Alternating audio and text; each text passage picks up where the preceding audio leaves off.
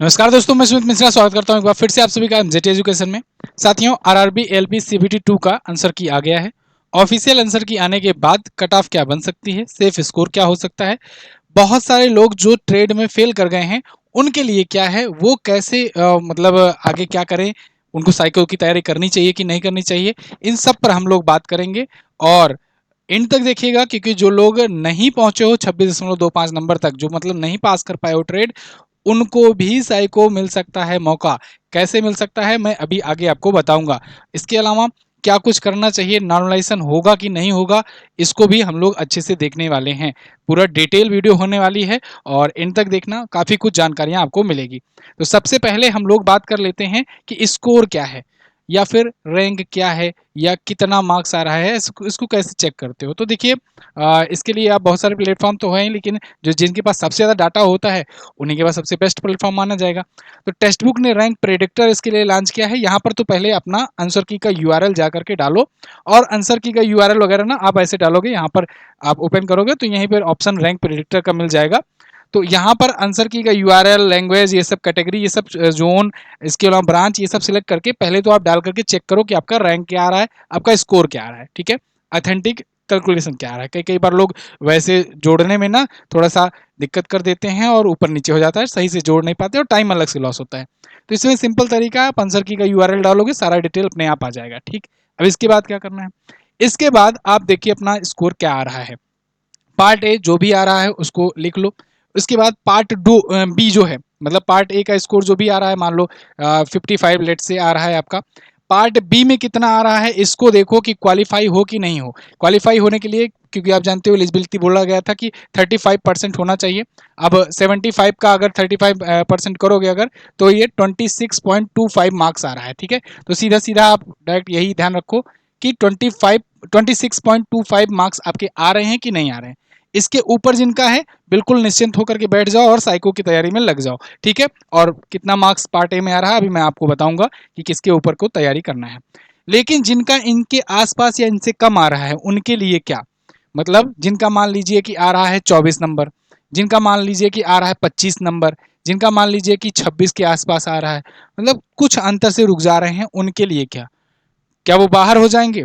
देखिए, नियम के अकॉर्डिंग तो है कि ये बाहर हो जाएंगे, लेकिन अब इसमें भी एक ट्रिक है और हो सकता है इसकी वजह से, और मैं भी सभी यूट्यूबर्स जो टीचर हैं उनसे रिक्वेस्ट करूंगा सब लोग आएँ साथ, और उसके बाद फिर आवाज़ भी उठाएं इस चीज़ के लिए। जो मैं बात बताने जा रहा हूँ मुद्दे की बात है, फतेह की बात है, और ये जो है हो सकता है आगे करना पड़े रेलवे को, और करना भी चाहिए। कितना एथिकल लगता है आप भी कमेंट करके बताइएगा, जो मैं अभी आगे आपको बताऊंगा। पार्ट ए का सेफ स्कोर का है, इस पर बात करेंगे। इसके बाद सीबीएटी यानी कंप्यूटर बेस्ड एप्टीट्यूड टेस्ट, जिसे हम लोग जनरली साइको टेस्ट कहते हैं, वो कैसे, किसको तैयार करना है या वो कैसे होता है, उस पर हम लोग बात करेंगे। एक एक करके शुरू करते हैं। देखिए, मैं आपको एक एग्जाम्पल से समझाता हूँ। आप मानिए ये कि जैसे आप जानते हो 2 मई को पेपर हुआ और 6 मई को पेपर हुआ। ठीक है, पार्ट ए भी हुआ, पार्ट बी हुआ। पार्ट ए में आप जानते हो नॉन टेक था, चलो मान लो ठीक है ये सबके लिए। पार्ट बी जो है ये टेक्निकल पोर्शन था, ये भी सबके लिए था। पार्ट ए में तो मान लो कट ऑफ वाली बात थी। इसमें कहा गया था, पार्ट बी में कहा गया था, इसको मैं ऐसे लिख रहा हूं, पार्ट बी में कहा गया था कि कट ऑफ से कोई मतलब नहीं है भैया, इसको क्वालिफाई करना है आपको। ठीक है ना, पार्ट ए जो था ये था कट ऑफ बेसिस पर। पार्ट बी जो था ये था क्वालिफाइंग बेसिस पर। अब रेलवे ने क्या कहा कि हम ये नॉर्मलाइजेशन जो है इसको इस बार हटाएंगे, नॉर्मलाइजेशन वाला झंझट खत्म करेंगे, क्योंकि बड़ा दिक्कत होता है, स्टूडेंट विरोध करते हैं। तो इसके लिए ये क्या करेंगे कि एक जोन का एक ही दिन एक ही शिफ्ट में सारा पेपर करा लेंगे। बहुत अच्छी बात हुई, बहुत अच्छा पहल हुआ। जेई वगैरह में इसका अच्छा रिस्पांस भी देखने को मिला। हाँ, थोड़ा सा मिस्टेक हो गई, वो बात अलग है कि पेपर सेम आ गया था, लेकिन ये एक अच्छी पहल है आरआरबी की, और जो जेई से शुरू हुआ है अब आगे एएलपी में भी हुआ और आगे आने वाले एग्जाम्स में भी देखने को मिलेगा कि मतलब आप अगर एक जोन से भरे हो तो आप ही की जोन का आज की शिफ्ट में सभी का पेपर एक साथ हो जाएगा। तो नॉर्मलाइजेशन वाला झंझट नहीं रहेगा, अलग अलग जोन की अलग अलग कट ऑफ बनेगी और उसके बाद फिर आएगा मैटर। लेकिन कट ऑफ वाले बात के लिए तो सही है। मान लो 2 मई का जो पेपर था, मान लो वो आ गया था हार्ड, ठीक है, मान लेते हैं। वैसे तो 6 मई वाला ज़्यादा हार्ड आया था, चलो 2 मई वाला मान लीजिए इजी आया था, और 6 मई वाला मान लो हार्ड आ गया। ठीक है, अब हार्ड में पार्ट ए जितना भी हार्ड हो, पार्ट ए में क्योंकि कट ऑफ बननी है, चलो भाई जो 70 मान के चलते थे 70 कट ऑफ बनेगी, 70 की प्रिपरेशन करके गए थे लोग, चलो वो पेपर आ गया इजी मान रहे हैं तो ये 72 कर लिए, इजी आ गया मान लो पेपर, तो 70 मान के आए थे, चलो बढ़िया अटेम्प्ट करके आए, 72 मार्क्स आ गए। और हार्ड में जो सोच करके गए थे कि 70 करके आएंगे, उसमें से मान लो आ गए 55, क्योंकि पेपर बहुत हार्ड था। तो इसमें सिंपल सी बात है कि भाई 6 माही में जिस जोन का पेपर था उसका तो 55 मार्क्स आया, तो मतलब 55 के आसपास में कट ऑफ बनी होगी अगर मान लो हार्ड पेपर आया था तो। एक एग्जाम्पल के लिए मैं बता रहा हूँ, ये एग्जैक्टली अभी नहीं, अभी एग्जैक्टली मैं बताऊंगा कितना कट ऑफ जा सकता है। यहाँ पर ये एज्यूम करते हैं कि हार्ड पेपर तक मान लो 55 के आसपास में आ गया कट ऑफ, और मान लो इजी पेपर था 72 के आसपास आ गया कट ऑफ। लेकिन पार्ट बी का भी तो देखो, पार्ट बी जो क्वालिफाइंग था, अगर मान लो ये इजी आया था, तो इसमें जो है इस जोन के तो मान लो लगभग लगभग सब लोग, क्योंकि इनको 8 गुना बुलाना था, ये भी ध्यान रखो, सीबीएटी के लिए 8 गुना बुलाया जाना है, सीबीएटी के लिए बुलाया जाना है, तो इनमें तो 8 गुना बड़े आराम से आ गए भाई, 8 गुना आ गए। अब इसमें आ गया हार्ड पेपर, हार्ड में इनको 8 गुना मिले ही नहीं, इनको उतने स्टूडेंट ही नहीं मिल रहे हैं जो क्वालिफाई कर पाए, क्योंकि 15 गुना को बुलाए थे और 8 गुना को इनको सीबीएटी मतलब इसमें पहुंचाना था, 8 गुना इनको मिल ही नहीं रहे हैं, इनको मिल रहे हैं मान लो 6 गुना। अब इसके बाद साइको देना है, तो साइको में वैसे ही बहुत सारे लोग फेल हो जाते हैं, तो इनकी वैकेंसी ही नहीं फिल हो रही, फिर क्या करेंगे, क्या कट ऑफ और गिराएंगे, गिरा लो भाई कट ऑफ, तुम 40 पर ला दो कट ऑफ, 40 पर ला दो या 50 पर ला दो कट ऑफ, लेकिन जब क्वालिफाई ही नहीं हुए हैं पार्ट बी तो क्या करोगे, ऐसी कंडीशन में करना होगा नॉर्मलाइजेशन, नॉर्मलाइजेशन करोगे अगर तभी ये मैटर सही हो पाएगा। ठीक है, नॉर्मलाइजेशन का मतलब ये कि या तो इनको भी लेकर के नॉर्मलाइजेशन करो, या तो इनमें ही जो टॉपर है, मतलब जितना जिसका पार्ट बी में मान लो टॉपर में, जैसे मान लो 75 का था टेक्निकल, 75 में मान लो टॉपर बहुत हार्ड पेपर आया, तो मान लो टॉपर ने 60 स्कोर किया और बाकी लोगों ने और कम किया, तो इसको 60 पूर्णांक मान करके उस हिसाब से ला करके रखो नॉर्मलाइज करके, तब हो सकता है कि नॉर्मलाइजेशन मार्क्स 26.25 पर ना बने, और 26.25 पर ना बन करके हो सकता है 20-22 पर बन जाए, और जब 20-22 पर बन जाए तब हो सकता है ये 8 गुना इनको मिल जाए। आपको ये बात मेरी कहाँ तक समझ में आई कमेंट करके बताइएगा, और ये चीज़ जो है फिर से सुन लीजिएगा, जिनको नहीं समझ में आया है फिर से एक बार देख लीजिएगा रिमाइंड करके, ये बात तार्किक है कि नहीं, लॉजिकल लग रहा है कि नहीं, कि मान लो अब मैं यहाँ पर मैंने कहा कि ये इजी आया था ये हार्ड आया था, इसको लेकर के बहस मत करने लगना कि नहीं नहीं हमारा वाला हार्ड आया था इसका वाला इजी आया था, जो भी आया था मैं एक एग्जाम्पल के तौर पर लेकर चल रहा हूँ, आया होगा दोनों में से, ऐसा तो नहीं है सेम ही लेवल का पेपर था, इतना तो नहीं कर सकते है ना कि सेम ही लेवल का हो, कुछ ना कुछ ऊपर नीचे होता ही है, तभी तो होता है नॉर्मलाइजेशन। तो अब देखो अगर ये जो पार्ट ए है उसके लिए तो मान लो ठीक ठाक है सबके लिए, चलो कोई दिक्कत नहीं है भाई, हार्ड आया तो कम पे कट ऑफ बन जाएगी, इजी आया तो ज़्यादा कट ऑफ बन जाएगी, कोई मैटर नहीं, लेकिन जो क्वालिफाइंग है उसमें तो करना पड़ेगा कुछ, नहीं तो भाई हार्ड वाले में तो पास ही नहीं होंगे लोग, है ना। तो अब इसके लिए क्या करना है, क्या करना चाहिए, तो इसके लिए तो सबसे पहले तो इंतजार करना चाहिए कि ये कितना गुना बुलाते हैं, इनको 8 गुना लेना है, 8 गुना नोटिफिकेशन में लिख रखा है इन्होंने, अगर 8 गुना नहीं हो पाते हैं पूरा, तब फिर क्या करना है, तब फिर हम सभी जो टीचर्स हैं हर बार की तरह आवाज़ उठानी होगी, और जैसा कि आपने देखा कि सीबीटी 2 का जेई का था, हम लोगों ने सब लोगों ने मिलकर के आवाज़ उठाई, उसमें सबसे पहले लोगों में मैं ही था, और जिसके बाद से फिर दिन भर में बहुत सारे टीचर्स आए, सब लोगों ने मिलकर के आवाज़ उठाई, शाम होते होते आरआरबी को समझ में आ गया कि ब्लंडर कर दिए हैं, तो उसके बाद फिर उन्होंने क्या किया कि पेपर कैंसिल कर दिया। ऐसे ही यहाँ पर भी करना पड़ेगा, और ये कल से मैसेज आ रहे हैं, जब से वो आया है आंसर की, तब से आप लोग के मैसेज आ रहे हैं कि बहुत कम नंबर आया, पार्ट बी में फेल हो गए सर, अब क्या करें, ये ऐसा है वैसा है। चलो अब ये तो पार करते हैं, अब अगले उस पर आ जाते हैं। ठीक है, अच्छा एक और जरूरी इन्फॉर्मेशन, टेक्स्ट बुक का पास प्रो आप ले सकते हो, अभी मैं आपको आगे कट ऑफ बताऊंगा कि कितना सेफ स्कोर है। टेक्स्ट बुक के पास प्रो में खास बात यह है कि इसमें आप अपना रैंक वगैरह भी देख पाओगे कि कौन सा पोर्शन हार्ड है, कौन सा पोर्शन इजी है, उसको भी देख पाओगे, कौन कौन से चैप्टर हार्ड है इजी हैं उनको देख सकते हो। इसके अलावा टॉपर्स का कितना स्कोर है, टॉपर के मुकाबले आप कहाँ पर स्थित हो, ये सब देख सकते हो। टेक्स्ट बुक पास प्रो के अलावा एक text book pass pro max भी आया हुआ है, इसमें कुछ एडिशनल फीचर्स मिल जाते हैं, जैसे टेक्स्ट बुक पास प्रो में तो चलो अनलिमिटेड मॉक टेस्ट, इसके अलावा प्रीवियस ईयर के क्वेश्चन ये सब लगा ही सकते हो। पास प्रो मैक्स में अगर देखें तो इसमें रैंकर्स टेस्ट सीरीज मिलती है आपको, 10,000 प्लस स्टडी नोट्स भी मिल जाते हैं, रियल टाइम डाउट सपोर्ट वगैरह ये सब कुछ और एडिशनल फीचर मिल जाते हैं। तो ये सब आपको मिलेगा कैसे, आपको MZT कूपन कोड यूज करना होगा, जिसके बाद 12% का एक्स्ट्रा डिस्काउंट मिल जाएगा। तो आपको ये टेक्स्ट बुक पास प्रो या text book pass pro max जो भी आपको ज्वाइन करना है वो ज्वाइन कर सकते हो, ठीक है। तो लिंक डिस्क्रिप्शन में दिया गया है, वहां से जाकर ज्वाइन कर सकते हो, और रैंक जाकर के तो आप चेक ही कर लो। अब बात करते हैं कि पार्ट बी आप क्वालिफाइड हो कि नहीं। ये तो पहले आप कमेंट करके बता दो अपना स्कोर क्या है और क्वालिफाई हो कि नहीं। इसके अलावा कितनी कितनी रैंक आ रही है ये भी आप हमें कमेंट करके बता देना।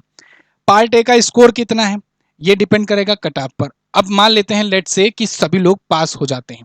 वैसे तो बहुत सारे बच्चों के मैसेज आ रहे हैं कि भाई लगभग लगभग ऐसा लग रहा है कि 40 से 50% के आसपास जो है पार्ट बी में फेल हुए हैं टेक्निकल पोर्शन में, है ना। तो बहुत सारे लोग फेल हुए हैं, तो इस बार तो नहीं लग रहा है कि 8 गुना उनको पूरा मिल पाएगा। लेकिन मान लो अगर पूरा हो जाता है, तब उस स्थिति में, क्योंकि भाई बहुत सारे धुरंधर हैं, है ना, बहुत सारे धुरंधर हैं, तो हो सकता है कि अभी छुपे छुपे हों, धीरे धीरे जब पूरा ऑफिशियल आए तो डाटा आए तो पता लगे 8 किसी तरीके से 8 गुना पूरा हो गया है। अब मान लो 8 गुना हो जाता है, तब कितने स्कोर वाले सेफ समझे। क्योंकि देखो इस बार दो चीजें हुई, एक तो अटेंडेंस भी कम थी, अटेंडेंस कम देखने को मिली। दूसरा चीज पार्ट भी हार्ड आया, इस वजह से बहुत सारे लोग के स्कोर भी बहुत कम हुए। तो दो चीजों की वजह से जब स्कोर कम हुए, हार्ड आया, तो बहुत सारे लोग जिनका नॉन टेक तैयार था, उन्होंने नॉन टेक में तो बहुत अच्छा स्कोर किया था, लेकिन टेक्निकल पोर्शन वो पास ही नहीं कर पाए, इस वजह से वो गिर गए नीचे, ठीक है। बहुत सारे लोग जो मीडियम वाले होते हैं, जिनका पार्ट बी लेकर के मतलब टेक्निकल भी अच्छा खासा धीरे धीरे तैयार करके चल रहे हैं और नॉन टेक भी अच्छे से तैयार करके चल रहे हैं, तो उन्होंने क्या किया कि उन्होंने यहाँ पर मीडियम लेवल में तैयारी की, अच्छा स्कोर किया, लेकिन इसको भी क्वालिफाई किया। तो इसके बाद इनका कितना स्कोर बनता है, अब देखो इसमें कैटेगरी वाइज भी, अब इसमें मैं आपको अगर अनुमान बताऊं अपना, मेरा जो एक्सपीरियंस है वो मैं बता रहा हूँ आपको। देखिए पिछली बार जो हुआ था वो कंडीशन अलग थी, पिछले मतलब 2018 वाली वैकेंसी की, उसमें पेपर इजी आया था और कोई उतना ज़्यादा प्रॉब्लम नहीं हुई थी। जो अगर थोड़ा बहुत पढ़ करके गया तो जिनको मतलब जो कहते हैं ना पढ़ने वाले बच्चे जो होते हैं, तो पढ़ने वाले जो बच्चे थे वो उन्होंने आराम से क्वालिफाई कर लिया था पार्ट बी, कोई ऐसी दिक्कत नहीं आई थी। तो अब देखो, अब यहाँ पर आज की कंडीशन में क्या देखें कि कितने के बाद आपको साइको का टेस्ट तैयार करना चाहिए, मतलब कि आप CBAT के लिए तैयार हो, शुरू हो जाओ होना। UR की बात करूं अगर अनरिजर्व कैटेगरी वालों के लिए, तो अनरिजर्व कैटेगरी में ना जो लोग 56 के ऊपर हो, 56 के ऊपर हो, तो वो लोग प्रिपरेशन शुरू कर दो साइको का। अब आप कहोगे सर बहुत कम बता दिए, मतलब इतना तो कोई नहीं बता रहा होगा, इतना कम कैसे हो गया। तो भाई देखो रियलिटी है ये बात आपको माननी होगी। बहुत सारे लोग जो हैं इस बार फेल हुए हैं और बहुत सारे लोग एग्जाम दिए भी नहीं हैं, बहुत सारे लोग अपसेंट हुए हैं, है ना। तो इसलिए इस बार जो है बहुत कम जाने की चांसेस है। जैसे कि मैंने आपको कहा कि इसकी वजह से अगर मान लो नॉर्मलाइजेशन हो जाता है तो फिर आपको होगा। अच्छा लेकिन एक चीज़ और होता है, यहाँ पर 56 के बाद आपको साइको की तैयारी करने की मैं क्यों कह रहा हूँ, क्योंकि बहुत सारे लोग ऐसे होंगे जिनका अच्छा स्कोर तो आया है लेकिन वो इसमें फेल कर गए हैं CBT उसमें पार्ट बी में। तो इसलिए बुलाना जब भाई, क्योंकि जब जिनके पास पूरा पूरा डेटा है, पूरा पूरा जितने लोग भी बुलाए गए थे, 18,000 का आप 15 गुना कर लो, तो जितने लोग भी बुलाए गए थे तो उनमें से कितने लोग का क्वालिफाई हुआ है और कितने लोग क्या हुआ है, वो 8 गुना टोटल, वो भी अलग अलग जोन का, जिस जोन की जितनी वैकेंसी आई थी। जैसे मैं बताऊं प्रयागराज जोन में 800 के आसपास वैकेंसी थी, यानी 8×9 = 64, मतलब कि 6,500 के आसपास के लोग जो उसमें बुलाए जाएंगे, तो वो उसमें कितने नंबर वाले आ रहे हैं ये डिपेंड करता है। इसलिए 56 के ऊपर आपको अगर है तो तैयारी करना शुरू कर दो। और अगर अब इसी में EWS वालों को बात करें, अगर EWS वालों की बात करें या OBC की बात करें, ठीक है, बहुत ज़्यादा अंतर नहीं रहेगा दोनों में, बहुत ज़्यादा करके 55 हो सकता है, नहीं तो 54 मान लो, ठीक है ना, 55-54, वैसे EWS का कम ही रहेगा, ठीक है। तो अब इसके आसपास अगर हो तो आपको तैयारी करना शुरू कर देना चाहिए CBAT का, ठीक है, CBAT का। अब ऐसा बिल्कुल भी नहीं है कि मैं इतना कम क्यों बता रहा हूँ कि या फिर मैं साइको टेस्ट का कुछ बेच रहा हूँ इसलिए बता रहा हूँ, ऐसा कोई कोर्स नहीं है मेरा साइको टेस्ट वगैरह का, है ना। तो इसलिए मेरा ऐसा कोई उद्देश्य नहीं है कि आप लोग का टाइम बर्बाद करूँ या ऐसा कुछ करूँ। जो मैं बता रहा हूँ विश्वास करके चलो, ठीक है, तैयारी शुरू कर दो। अगर हो जाता है CBAT की तैयारी आप शुरू करते हो, अगर आपका ये मिल जाता है मौका, तो आप समझो कि गोल्डन चांस होगा। क्योंकि इसके बाद साइको के, देखिए साइको में तो बहुत ज़्यादा चांसेस है बुला लिया जाए, लेकिन साइको के बाद भी क्या होता है ना कि बहुत सारे लोग इसमें भी स्कोर किए हैं, इसमें भी अच्छा स्कोर किए हैं, लेकिन वो साइको फेल कर जाते हैं। तो जब साइको फेल कर जाते हैं तो ऐसी स्थिति में रेलवे वेटिंग लिस्ट निकालता है या फिर जो कट ऑफ डाउन करता है, तो उस कंडीशन में आप सिलेक्ट हो जाओगे पूरा, है ना। मैं उन बच्चों के लिए कह रहा हूँ जो ये डिमोटिवेट हो गए हैं ये सोच करके कि हमारा तो इसमें 56 नंबर है, हमारा तो इसमें भी चलो क्वालिफाई है, लेकिन क्या होगा ऊपर फाइनल जो है कट ऑफ और बढ़ जाएगी, तो हम अगर साइको पास भी कर लेते हैं तो हमारा सिलेक्शन नहीं होगा, ये सोच रहे होंगे। उनके लिए मैं बता रहा हूँ, इस बात के लिए बिल्कुल मत वो रहो। बहुत सारे लोग होते हैं बहुत अच्छा अच्छा स्कोर किए रहते हैं लेकिन जा करके साइको फेल कर जाते हैं। या अभी मेडिकल भी होगा, मेडिकल भी आसान मत लेना लोको पायलट का, मेडिकल भी अच्छे लेवल का होता है, बहुत सारे लोग उसमें भी बाहर हो जाते हैं।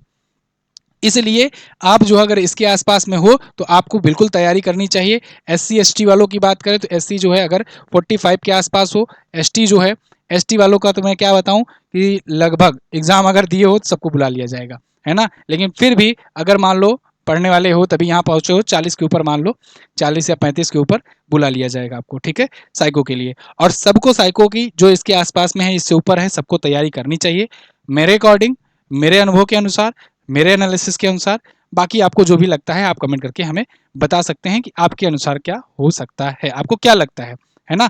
क्योंकि जितना मैं डाटा देख रहा हूँ, मैं ऐसा नहीं कि जैसे आया आंसर की तुरंत बताने लग गया, मैंने एक दिन का इंतजार किया, देखा, अच्छे से समझा, जितने स्टूडेंट्स ने हमारे पास मैसेजेस किए, जितने स्टूडेंट ने अपने अपने रिजल्ट्स भेजे, आंसर की वगैरह भेजी, उतना उसके बाद समझ में आया कि इस बार स्थिति बहुत गड़बड़ है रिजल्ट्स की, ठीक है। तो स्थिति गड़बड़ है, इसलिए इसके ऊपर अगर हो तो आप तैयारी कर सकते हो। बाकी आपकी क्या राय है आप लोग कमेंट करके हमें बताइएगा। आगे जो भी अपडेट आएगा मैं आपको बताऊंगा। चैनल को सब्सक्राइब जरूर कर लीजिए, क्योंकि आगे जब भी आवाज़ उठानी होगी, अगर मान लो आपका क्वालिफाई नहीं हुआ है तो मैं बात करूंगा और भी टीचर से और बाकी लोगों से, अगर आवाज़ उठानी होगी इस पर भी किया जाएगा। हर बार एमजेटी एजुकेशन जेन्युइन तरीके से आपके साथ खड़ा रहता है और खड़ा रहेगा, ठीक है। तो इसलिए इस बार भी हम लोग खड़े रहेंगे, अगर मान लो इसके लिए ज़्यादा होता है तो फिर किया जाएगा जो भी करना होगा, ठीक है। पहले थोड़ा सा वेट करते हैं, देखते हैं 8 गुना इनका होता है कि नहीं होता है। Okay, thank you so much, मिलेंगे अगली वीडियो में, तब तक के लिए नमस्कार, जय हिंद, वंदे मातरम।